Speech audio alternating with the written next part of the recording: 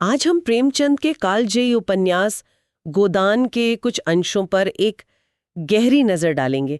ये स्रोत हमें एक किसान होरी के जीवन में ले जाते हैं, जिसका संघर्ष उस समय के पूरे समाज का एक आईना बन जाता है।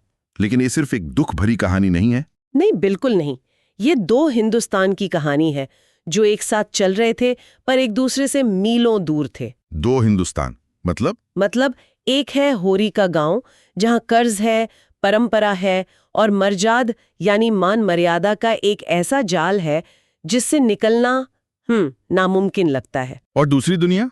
और दूसरी है शहर, जहां जमींदार राय साहब और उनके पढ़े लिखे दोस्त आजादी, समाजवाद और नारी अधिकारों पर बड़ी बड़ी बहसें कर रहे हैं। तो आज हमारी कोशिश रहेगी कि हम सिर्फ कहानी न सुनाएं, बल्कि इन दोनों दुनियाओं के बीच के तनाव को समझें, सपनों की टूटने की वजह जानें और उस व्यवस्था की परतों को खोलें जिसमें होरी जैसा आम इंसान पिसता चला जाता है। चलिए होरी के संसार से ही शुरू करते हैं। उसकी सबसे बड़ी ख्वाहिश क्या थी? एक गाय? ये सिर्फ एक जानवर की चाहत क्यों थी? ये बहुत जरूरी सवाल है। वो गाय होरी के लिए सिर्फ दूध का जरिया नहीं थी। तो फिर क्या थी? वो उसकी सामाजिक प्रतिष्ठा, उसकी मर्जाद का प्रतीक थी। गांव में जिसके दरवाजे पर गाय बंधी हो, उसका एक रुतबा होता है। होरी अपनी जिंदगी की सारी जद्दोजहद इसी एक सपने के इर्द गिर्द बुनता है। लेकिन यहीं पर हमें होरी का यथार्थवादी पहलू भी दिखता है। जब उसकी पत्नी धनिया उसे जमींदार के पास जाने से रोकती है, तो वो जो कहता है वो उसकी पूरी जिंदगी का फलसफा है। हाँ, वो कहता है, जब दूसरे के पांव तले अपनी गर्दन दबी हुई है तो उन पांवों को सहलाने में ही कुशल है। ये सुनने में तो थोड़ी कायरता लगती है ना? लगती है, पर ये कायरता नहीं, ये जिंदा रहने की रणनीति है। होरी उस सिस्टम को समझता है। किस सिस्टम को? उसे पता है कि जमींदार, राय साहब, महाजन, दातादीन, मंगरू शाह, दुलारी साहुवाइन, ये सब उस मकड़ी के जाले के धागे हैं जिससे वो लड़कर नहीं बल्कि झुक कर ही बच सकता है। अच्छा। वो खुद कहता है, हमारा जन्म इसीलिए हुआ है कि अपना रक्त बहाएं और बड़ों का घर भरें। वो सूद का दोगुना भर चुका है, लेकिन मूलधन ज्यों का त्यों खड़ा है। तो ये एक ऐसा चक्रव्यूह है जिसे वो तोड़ नहीं सकता। बिल्कुल, बस उसमें घूमता रह सकता है। और फिर इसी सब के बीच वो भोला से उधार पर गाय ले आता है। हाँ, और घर में एक उत्सव का माहौल बन जाता है। लगता है कि सपना सच हो गया। लेकिन ये खुशी बहुत कच्ची साबित होती है। बहुत ज्यादा कच्ची। और यहीं से कहानी का असली ड्रामा शुरू होता है। होरी का अपना भाई हीरा। हाँ, वो ईर्ष्या में आकर गाय को जहर दे देता है। बिल्कुल। अब होरी के सामने एक धर्म संकट है। वो जानता है कि कातिल कौन है। वो धनिया से कहता भी है, मैंने अपनी आंखों से देखा। लेकिन जब पुलिस जांच के लिए आती है तो वो अपने भाई को बचाने के लिए झूठ बोल देता है। हाँ, ये बात मुझे हमेशा चौंकाती है। वो उस गाय के लिए सब कुछ दांव पर लगाता है और जब वो मारी जाती है तो वो दोषी को बचाने के लिए और ज्यादा कर्ज में डूब जाता है। ऐसा क्यों? क्योंकि होरी के लिए परिवार की झूठी शान, उसकी मर्जाद, उस गाय की कीमत से भी ज्यादा बड़ी थी। मतलब भाई को पुलिस के हवाले करना मतलब खानदान की नाक कटवाना। सही बात है।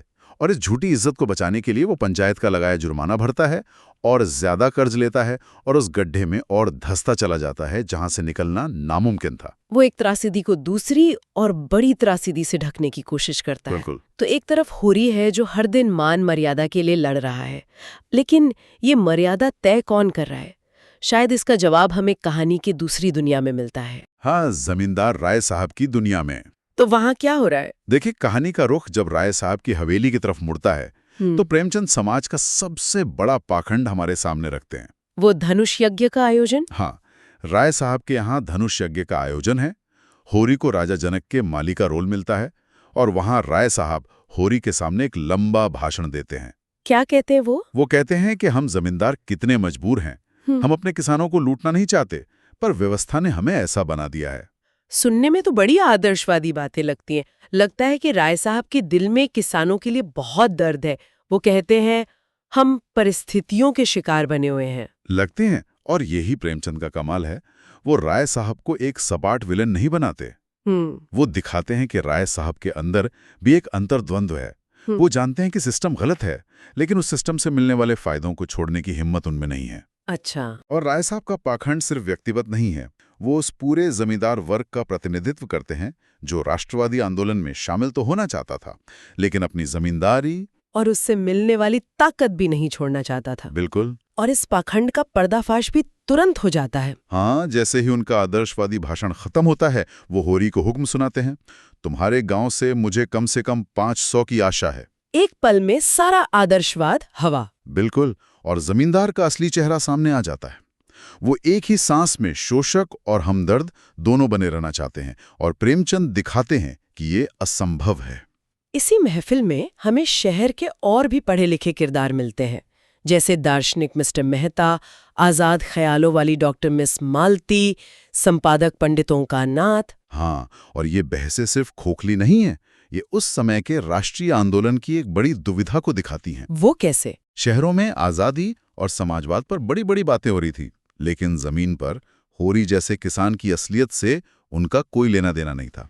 मतलब ये एक तरह का बौद्धिक वर्ग था जो जमीनी हकीकत से कटा हुआ था। हाँ, प्रेमचंद यहाँ उसी बौद्धिक वर्ग पर कटाक्ष कर रहे हैं, जो समाधान तो देना चाहता है पर समस्या को जीता नहीं है। मिस्टर मेहता समाजवाद पर लेक्चर देते हैं, लेकिन रहते हैं शानो शौकत से। और पंडित ओंकारनाथ तो पाखंड की मिसाल हैं। वो तो चरम पर हैं, अपने अखबार बिजली में राष्ट्रवाद और स्वदेशी की बातें करते हैं, लेकिन उसी में विदेशी शराब और मोटरों के विज्ञापन भी छापते हैं। और बाद में जब वही पंडित जी, जो धर्म और संस्कृति के ठेकेदार बने फिरते हैं, मिस मालती के हाथों से शराब पीते हैं, तो उनका सारा नकाब उतर जाता है। प्रेमचंद दिखा रहे हैं कि ये शहरी दुनिया नैतिक रूप से खोखली हो चुकी है। इस शहरी दुनिया में एक और दिलचस्प जोड़ी है, मिस्टर मेहता और मिस मालती की। उनकी बहसें सिर्फ एक प्रेम कहानी है या उनका कोई और मतलब भी है? नहीं, उनका रिश्ता बहुत गहरा है। एक तरफ मिस्टर मेहता हैं, जो सेवा, त्याग और आदर्शों की बात करते हैं और स्त्री को देवी बनाना चाहते हैं। और दूसरी तरफ मिस माल्टी हैं, जो ज्यादा यथार्थवादी, आजाद और अपने हक की बात करने वाली महिलाएं हैं। तो इन दोनों के बीच की बहस, उस बहस के जरिए प्रेमचंद आधुनिक भारतीय स्त्री की परिभाषा गढ़ने की कोशिश कर रहे थे। क्या औरत को देवी बनकर घर में रहना चाहिए या पुरुष के बराबर दुनिया में अपनी जगह बनानी चाहिए? ये सवाल आज भी उतना ही प्रासंगिक है। तो अगर होरी की पीढ़ी झुकी हुई है और शहरी बाबू लोग खोखले हैं, तो क्या उम्मीद अगली पीढ़ी से है? होरी का बेटा गोबर तो बिल्कुल अपने बाप जैसा नहीं है। नहीं, वो विद्रोह का प्रतीक है। जहां होरी अपनी गरीबी को भाग्य और पिछले जन्म के कर्म मानकर स्वीकार कर लेता है। वो कहता है, छोटे बड़े भगवान के घर से बनकर आते हैं। हाँ, वहीं गोबर इस व्यवस्था पर सीधा सवाल उठाता है। वो कहता है, भगवान ने तो सबको बराबर ही बनाया है। ये पीढ़ियों का टकराव है। बिल्कुल। उसका अपने पिता से ये कहना कि तुम इसीलिए गरीब हो क्योंकि तुम सीधे हो, ये पीढ़ियों का टकराव है। और गोबर सिर्फ बातें नहीं करता, वो एक्शन भी लेता है। वो गांव छोड़कर शहर चला जाता है। क्या ये उसकी आजादी का रास्ता है? प्रतीकात्मक रूप से तो है। वो गांव के शोषण से भागना चाहता है, लेकिन प्रेमचंद यहां भी कोई आसान जवाब नहीं देते। अच्छा। गोबर शहर जाकर जमींदार के शोषण से तो बच जाता है, लेकिन वहां उसे एक नए तरह का शोषण मिलता है, मिल मालिक का, शहरी चालाकी का। तो वो पैसा तो कमाता है। हाँ, लेकिन ज्यादा व्यवहारिक और कुछ हद तक स्वार्थी भी बन जाता है। प्रेमचंद ये दिखा रहे हैं कि जगह बदलने से शोषण का स्वरूप बदल जाता है, शोषण खत्म नहीं होता। गोबर गांव के नियमों को एक और बड़ी चोट पहुंचाता है, जब वो भोला की विधवा बेटी झुनिया को अपने साथ घर ले आता है। ये तो गांव के लिए एक भूकंप जैसा रहा होगा। बिल्कुल, और इस भूकंप की कीमत होरी को चुकानी पड़ती है। वो कैसे? गोबर तो झुनिया को लाकर खुद शहर भाग जाता है, लेकिन समाज का सामना होरी और धनिया को करना पड़ता है। पंचायत बैठती है और होरी पर 100 रुपए नकद और 3 मन अनाज का भारी जुर्माना यानी डांड लगा देती है। यहाँ पर डांड को समझना जरूरी है जी। ये सिर्फ एक मॉनेटरी फाइन नहीं था, है ना? नहीं, ये सिर्फ 100 रुपए और अनाज का जुर्माना नहीं था, ये सामाजिक बहिष्कार का हथियार था। मतलब पंचायत के इस फैसले को न मानना मतलब पूरे गांव से हुक्का पानी बंद हो जाना, बिरादरी से बाहर कर दिया जाना। होरी के लिए ये आर्थिक मार से ज्यादा सामाजिक मौत थी। और यहीं पर होरी की इंसानियत की सबसे बड़ी परीक्षा होती है। हाँ। और वो उस परीक्षा में पास होता है। अपने सारे पारंपरिक विचारों के बावजूद वो झुनिया को अपनी बहू के रूप में स्वीकार करता है और घर में पनाह देता है। हाँ, लेकिन इस करुणा की उसे बहुत भारी कीमत चुकानी पड़ती है। जुर्माना भरने के लिए उसे अपना घर गिरवी रखना पड़ता है, जिस घर को उसने अपनी जिंदगी लगाकर बनाया था। वही घर। धनिया पंचायत में चीखती है, पंचो, गरीब को सताकर सुख ना पाओगे, लेकिन उसकी कोई नहीं सुनता। एक अच्छा काम करने की सजा में होरी अपनी बर्बादी की तरफ एक और कदम बढ़ा देता है। उपन्यास के अंत तक आते आते तो होरी पूरी तरह टूट चुका होता है। हाँ, उसकी जमीन जा चुकी है, बैल बिक चुके हैं, वो अपनी ही जमीन पर मजदूर बन गया है। और उसकी गिरावट का सबसे दुखद पड़ाव तब आता है जब उसे अपनी बेटी रूपा की शादी हाँ, एक अधेड़ उम्र के विधुर राम सेवक से करनी पड़ती है, सिर्फ 200 रुपए के बदले। 200 रुपए। हाँ, वो पैसे उसे अपनी जमीन छुड़ाने और शादी के लिए चाहिए थे। ये सौदा करते हुए होरी को लगता है जैसे अपमान के अथाह गढ़ में धगर पड़ा है और धगड़ता चला जाता है। यहाँ भी धर्म का इस्तेमाल उसे राजी करने के लिए किया जाता है। पंडित दातादीन उसे समझाते हैं कि सुख में आदमी का धर्म कुछ और होता है, दुख में कुछ और। ये उस व्यवस्था का सबसे घिनौना चेहरा है जहां धर्म और परंपरा का इस्तेमाल मजबूर इंसान के शोषण को जायज ठहराने के लिए किया जाता है। मतलब दातादीन होरी को उसके धर्म का वास्ता देकर एक अनैतिक काम करने के लिए मजबूर कर रहे हैं, ताकि बाद में उसी से सूद वसूल सकें। और जीवन के बिल्कुल आखिरी दिनों में होरी सड़क पर पत्थर तोड़ने का काम करता है। क्यों? क्या वो सब हार चुका था? नहीं, वो आखिरी सांस तक लड़ रहा था। वो पत्थर इसलिए तोड़ रहा था ताकि कुछ पैसे जमा करके अपनी जिंदगी का वो पहला सपना पूरा कर सके, एक गाय खरीद सके। हाँ, एक गाय।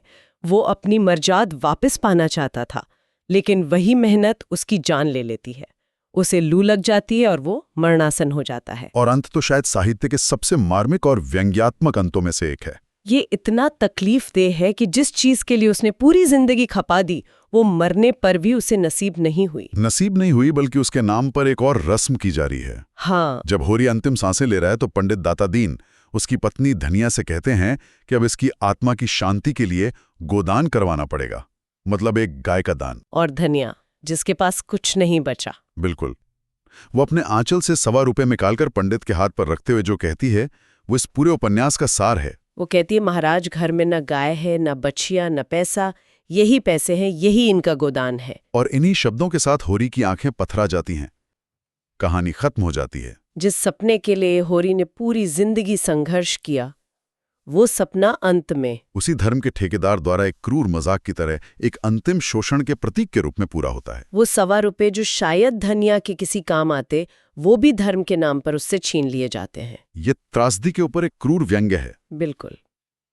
तो आखिर में होरी की कहानी सिर्फ एक व्यक्ति की हार नहीं है, ये एक बड़ी तस्वीर दिखाती है। हाँ, ये उस पूरे किसान वर्ग की कहानी है जो एक ऐसी सामाजिक, आर्थिक और धार्मिक व्यवस्था में फंसा है जो उसे कुचलने के लिए ही बनी है। उपन्यास कोई आसान जवाब नहीं देता है ना? नहीं, बिल्कुल नहीं। गोबर का शहरी जीवन भी कोई स्वर्ग नहीं है, और शहरी अभिजात्य वर्ग नैतिक रूप से दिवालिया है। प्रेमचंद कोई मसीहा नहीं भेजते, वो बस उस कड़वी हकीकत को जस का तस दिखा देते हैं। ये कहानी लगभग 1 सदी पहले लिखी गई थी। आज के दौर में जब हम इस पर बात कर रहे हैं तो एक सवाल जरूर उठता है, और सोचने के लिए एक विचार ये है, आज भारत के एक आम किसान के लिए क्या वाकई सब कुछ बदल गया है? मान सम्मान के लिए संघर्ष, कर्ज का बोझ, बिचौलियों और व्यवस्था के हाथों शोषण, क्या ये सब सिर्फ अतीत की बातें हैं? या आज भी जब हम किसानों की आत्महत्या और कृषि संकट की खबरें पढ़ते हैं तो कहीं ना कहीं हमें होरी की प्रतिध्वनि सुनाई देती है?